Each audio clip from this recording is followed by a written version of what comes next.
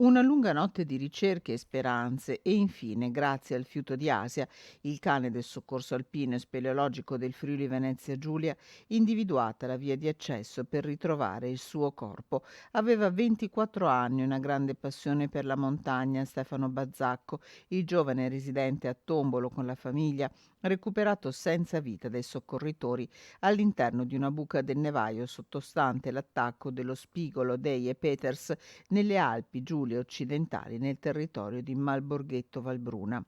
Qui, dopo essere stati indirizzati da Asia, i tecnici del soccorso alpino si sono calati per una decina di metri, riuscendo a riportare Stefano Bazzacco in superficie. A far scattare l'allarme nella serata di ieri il gestore del rifugio Pellarini, da cui il giovane era partito all'alba con l'intenzione di raggiungere in solitaria lo sperone nord-est della Torre delle Madri dei Camosci, senza purtroppo fare ritorno.